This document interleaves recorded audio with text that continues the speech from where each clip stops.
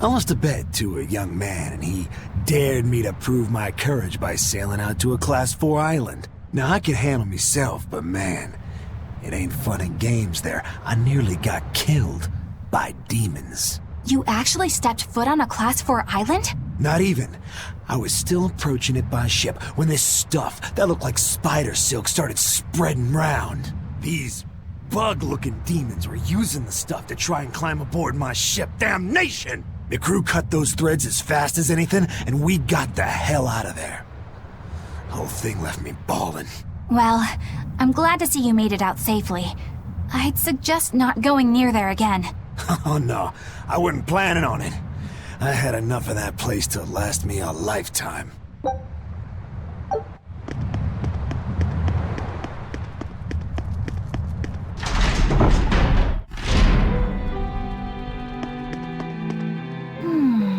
What else do they have in common?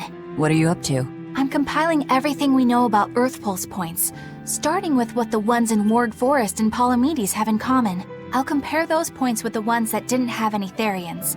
Then, I'll factor in everything I currently know about the Abbey's deployments. Once that's done, I'll match all that information against what we know about the locations Laphicet was able to sense. When that's completed, we should be able to tell which locations are more likely to house a Therian. You're really going all out, aren't you? Must you sound so incredulous? If you're going to do something, then give it your all. There's no other way to live. Right. I'm counting on you then. I'm not doing this for you. This is for me and for Laphicet. Do you even understand why that boy's trying so hard? Yeah, I do. Laphicet! I spy! I can't, Kamawana. I've got stuff to... I spy with my little eye! Something that starts with V! Okay, I'll try. Is it... Velvet? No fair! How'd you do it so fast? Wait, Kamawana, I'm sorry. You don't have to cry. Poor Fee.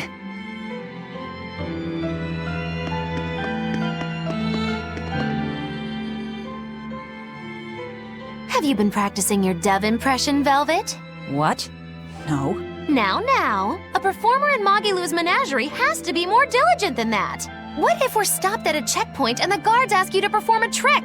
If that happens, I'll show them my trick where I devour an entire witch faster than the blink of an eye. Oh, that would be a sight indeed. But seriously, if you ever want some magic tricks up your sleeve, let me know and I'll teach you some. Just 10,000 gold each.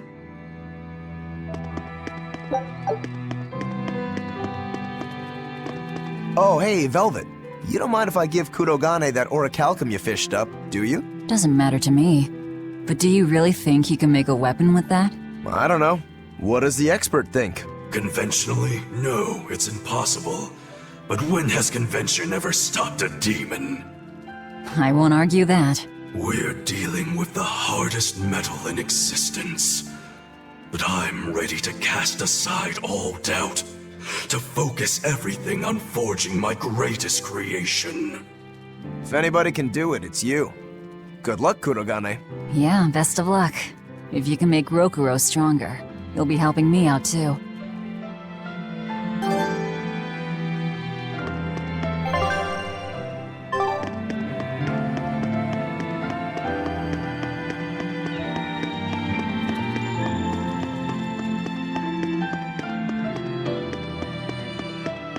Hey, what do you say we track down another Therian? Sure. From what I can tell, the next closest Earth Pulse point is near the center of Midgand. Midgand, huh? The capital's not far from there. I wonder how things are now that Griffin's gone, though. Only one way to find out.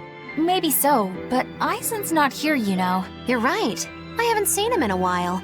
We should probably ask Benwick where he wandered off to. Yeah. Hold on. There's a letter here. On pretty cutesy stationery, too. Let's just have a quick look-see. As the cold turns bitter and the snow piles up on the mountains, I cannot help but think of you and hope you are in good cheer. As for myself, I am the same as ever, although I recently acquired a rare item that I shall be sending your... It's rude to read other people's letters, you know. Yeah, but how else are we supposed to find out whose it is? Does it say who the sender is? Uzfamewu Wexov. Who the hell is that?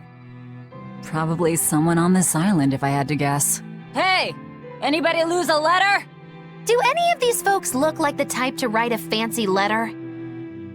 Point taken. It could be one of the pirates. Why don't we go to the docks and ask around? Fine, just don't forget our mission.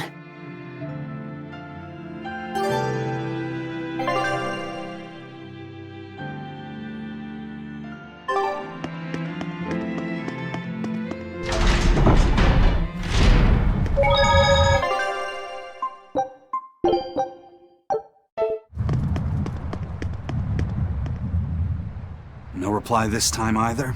Nah, but she's doing okay. I can say's that much. That's good to hear. I can rest easy then. Now's about getting that pot wrapped. I's got this new sunflower printer. How's that sound? Yeah, that one's cute enough. Let's go with that. Did he just say cute? Help you with something? Someone dropped this letter. Do you have any idea who it might... You didn't read it, did you? Wait, it's yours? We didn't read it. Much. You really didn't read it? No, of course not. Put this letter in with the package. Who's got it? When you ship with the Turtles Express, rest assured your mail is in good hands. If you're done here, we're ready to head out. Our destination is Midgand. Yeah, I'm all set. Was he sending a gift to someone? And with a letter, too. Gotta be a lady friend, that's for sure. You think? Either way, that letter was really polite. And did you see that penmanship? Yeah, I didn't know old Reeps had it in him. I can hear you two, you know. Ah!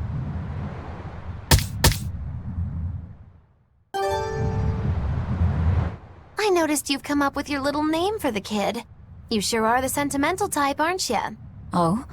Calling him Fee doesn't cost me anything, and it's not like I gave it much thought. That may be the case, but no one else has taken even that token effort. And in doing so, I wonder if maybe you were trying to encourage him to be his own being. After all, one requires a name before he can consider his own identity. Having been given a name, he realizes he is his own entity, separate from others, and a certain formless essence comes to life inside him. And you're the one who set that process in motion for the kid. Whether you intended to or not, you changed him from a puppet into a living being. So what's your point? I've been with you since the start of this journey, haven't I? Wouldn't kill you to give me a nickname, would it? I've never really thought of us as being that close. And besides, you just forced your way into the group. Come now! I know you've got a bigger heart than that! Surely you have it in you to give a nickname to a dear friend! We're not dear friends. And even if we were, I'm not good at nicknames anyway. Please, I'm begging you! Okay then. Moggy. Oh, come on, that's so obvious. Can't you put some heart into it for your dear friend? Fine. Lou. Do I look like an old man to you? You're not even trying! Okay then. Witchy McWitcherton. Interesting. Well, if I had to rank it against 1,000 other nicknames, I'd probably put it at number 1,011. A nickname needs to have charm. It needs to leave a lasting impression. Sure then. Hattie. Now you're just saying what you see! Bookskirt. That's not any better either! Ms. Creepy Eyes. That's just an insult! Look, no nicknames based on what you see, and especially no slandering! Lil Miss Witch who smiles around you but stabs you in the back when you're not looking. Hey, that's personal information! Look, I told you. I'm not good at coming up with nicknames. Forget it! I should have known this wouldn't work! Yikes. Better watch what we say from now on. Yeah. Aizen, what happened to those octopuses? Dial and Kurogane took them to the kitchen. They said they were going to make dinner for Kamoana. They're going to feed demons to her? A Therian needs malevolence to survive. That's why they carried them off alive. What do they plan on making? Octopus ink pasta with takoyaki and fried octopus on the side, and Hellavisian octopus carpaccio. Do they have a takoyaki pan here at the prison? Kurogane hammered one out with some iron, along with a large pot for the pasta. Still looking like that? Takoyaki would hit the spot right about now, though. Octopus ink pasta, huh? Like squids, octopuses release ink as a defensive mechanism, but theirs is made of different stuff and is used in other ways. Squid ink is stickier and acts like a decoy, but octopus ink spreads out like a cloud of smoke. But squid ink has 30 times the savory flavor, so octopus ink isn't used in pasta all that often. Laffy told me the same thing. He said that's why octopus ink pasta isn't very good. Laffy said that? Yeah, so I ended up not making it for him. But I wonder... I guess it doesn't matter, since I can't taste it now. I'll taste it for you then. So make me some octopus ink pasta sometime, alright? Alright, and I'll be sure to make some that doesn't come from demons.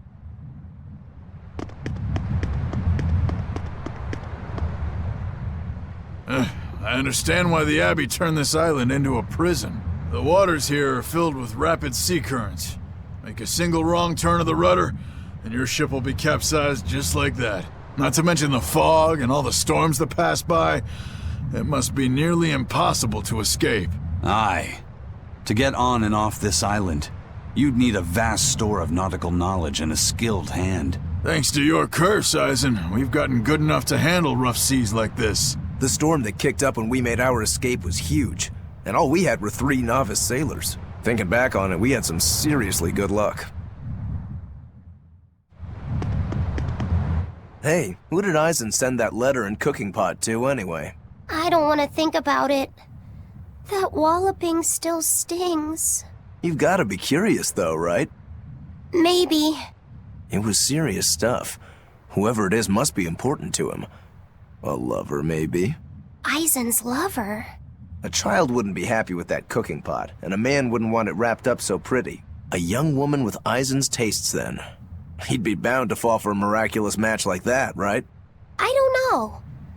I bet she's that girl with the yellow umbrella. You really have a thing for her, don't you? I do not. That's not what I mean. Then pray tell, what do you mean? Huh? Eavesdropping, Eleanor? How unseemingly rude of you. Besides, Laffy said is free to like whomever he chooses. You're one to talk about eavesdropping, Moggy Lou. Anyway, it's just that the sunflower design on the wrapping reminded me of her. Now that you mention it, but does it really matter? He has someone to write to in any case. True. I can't help but feel a bit envious. What a nice way of summing it up, Velvet. So you were eavesdropping too, then?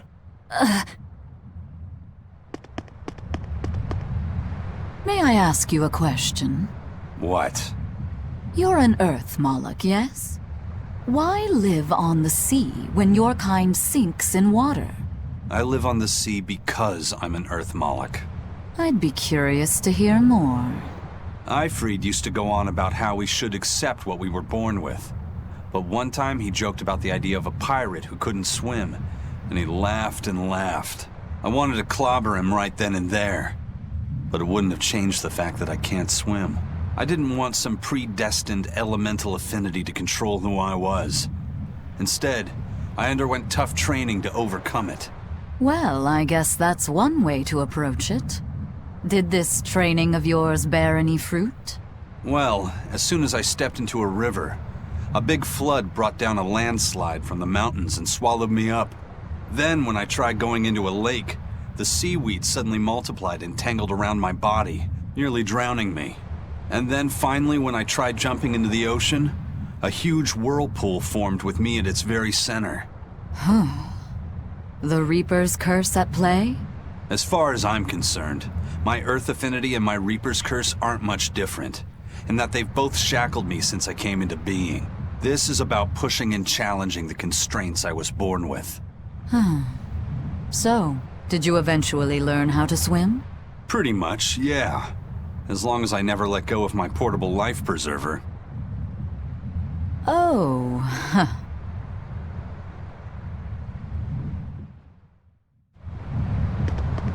Say, what do you think about Eisen?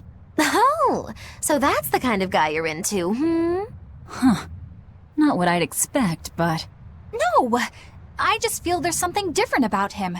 The way he picks presents, the objects that catch his eye. Oh, is that all? Boring. No kidding. All men have some kind of particular interest, big or small. I suppose that's true, but he seems a bit, shall we say, overly obsessive? Now that you mention it, he does have a tendency to ramble on about various topics. And it's not just the items he collects. There's more to it?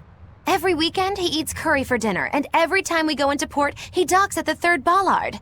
Come to think of it, I heard the galley crew complaining that he always needs his pasta cooked exactly the right way. And when he needs a new outfit, he always goes to the same tailor and returns with identical clothes and boots. It all has to be exactly the same size and in exactly the same color. Turtle says he's very nitpicky. Sounds like he's not so much picky as he is a pain in the ass.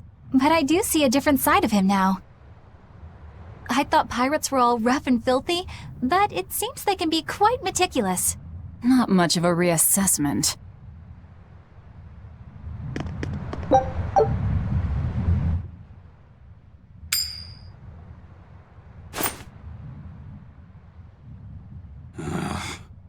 It must not feel great only ever getting tails, I bet.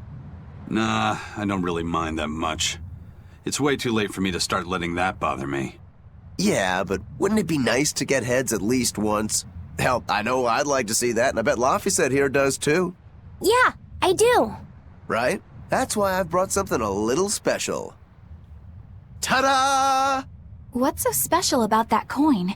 It looks identical to the one Eisen already has. The front side does, yes.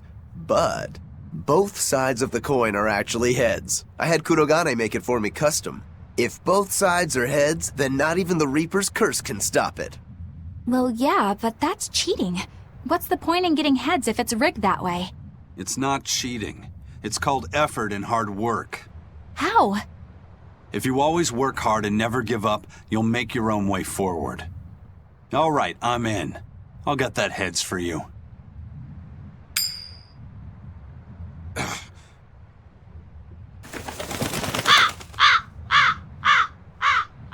What? That crow just flew off with the coin! Those birds are attracted to shiny objects, I suppose. Damn it! I can't even win against a crow! Don't sweat it. I figured something like this might happen, so I had a backup ready. Go on, give it a shot. You'll show that curse who's boss this time. All right, here goes.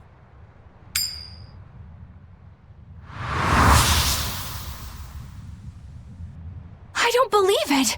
Now Prince Percival's griffin's gone and eaten the other coin right out of the air! Are you kidding me? Not to worry, I've got a spare backup. It's time to put that curse on notice. Right. Here I go.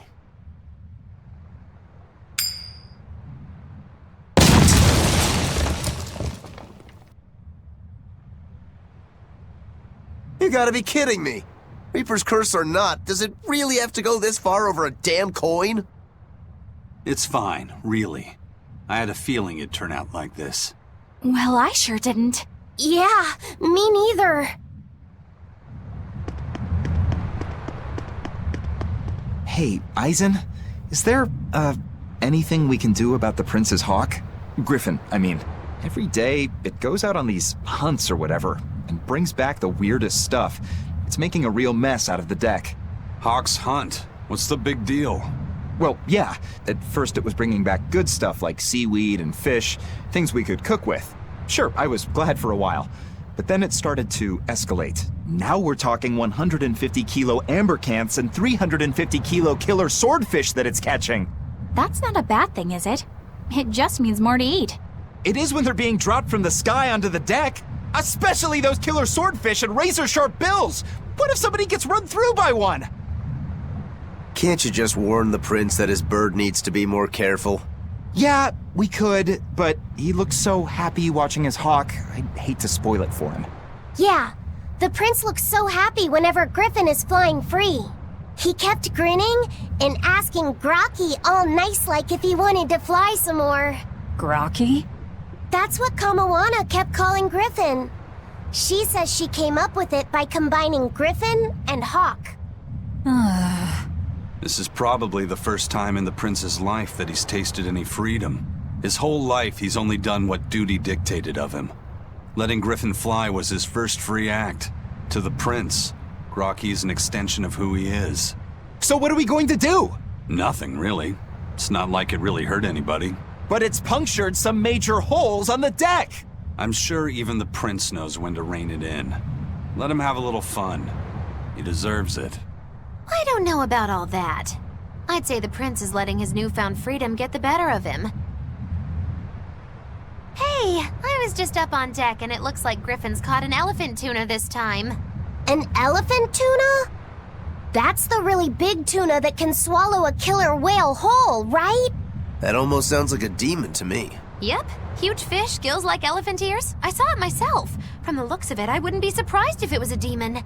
It's crazy valuable. On a good day, it can fetch 20 million gold on the market. But there's something ominous about seeing it hovering in the air above the ship. 20 million gold? I take back everything I said. The prince and Griffin can do whatever they want. Did she say above the ship? Oh, hell. Benwick, we need to stop Prince Percival. Aye, aye, sir. Hey! Don't drop that on the deck! Are you listening to me?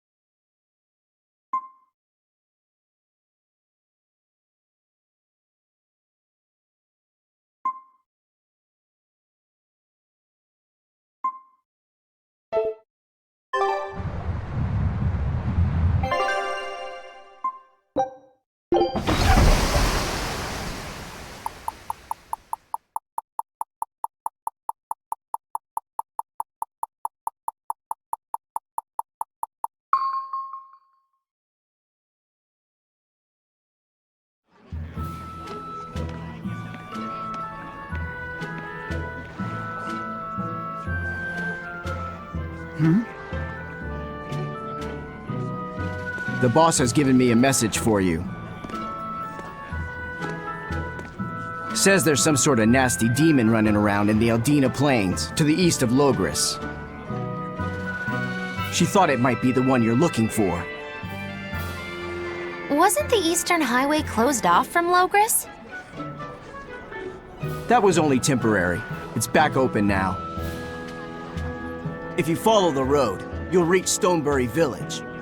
There you'll find one of ours who actually saw the demon. You want to know more? That'd be a good place to start. Got it. Hey, that's the same direction I sensed. Give Tabitha our thanks.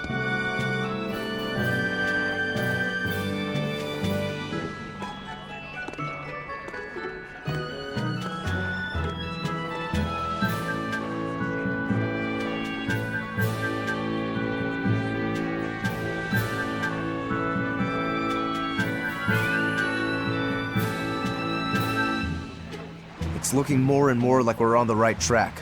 We ought to go check out that Bloodwing story. Then let's start by going to Stonebury. Hey, Eisen, did I say something wrong back there? No. I just didn't think we needed to give the Bloodwings any information for free. Huh? He means the Earth Pulse points, kid. We're the only ones who know about them. But aren't we on the same side as the Bloodwings? We're not enemies with them. But I wouldn't go so far as to call them our friends either. That's just how it goes in the underworld. Things can change at the drop of a hat. A poison hat. But how are they supposed to trust us if we don't show them trust in kind? That messenger knew our faces, even though we'd never met. He was here waiting for us, even though we hadn't told anyone where we were going. You're right! We hardly know the first thing about them, and yet they seem to know every move we make. They could easily sell us out if it struck their fancy. They'll work with us as long as we're a useful ally in their resistance against the Abbey. But the more tricks we can keep up our sleeve, the better. We've got each other's back, but only as long as we hold a knife up our sleeve. That's what counts as trust in the underworld. That sounds terrible. But at least you can trust that Tabitha's cooking will be tasty. Can't argue that.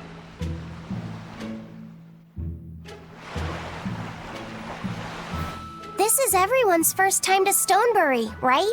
Why was it blocked off? Demons? No, there was a great tornado on the Aldina Plains that swallowed up a whole merchant caravan. Hundreds gone in an instant. The cooling of the climate is causing bouts of odd weather. Thunderstorms, heavy downpours, and the like. Correct. The Abbey is keeping a tight guard on traffic through the affected areas. If it's open now, that must mean the tornado is gone. I wonder what sort of place it is. It's quite lovely. In the vast forest to the east, you can find gemstones, and it's teeming with rare plants and insects. The locals trade only as much meat and hides as they need, and they live peaceful, quiet lives. You sure know a lot about this place. It's where the Norman he first fell in love with grew up. Yeah! Please don't embarrass me. Though we are apart from each other now, our hearts are still as one. Immediately after you and I made our pact and set off, she fell in love with some macho Norman and moved away. What? Why haven't I heard about this? How long have you known? Oh, I don't know. Maybe I found out during my long search for you. Or maybe it was right after we left. I remember leaving something in the village and going back to... Oh well, not like it matters. It does matter! There's no sense in crying over a fickle girl. Come, Stonebury awaits.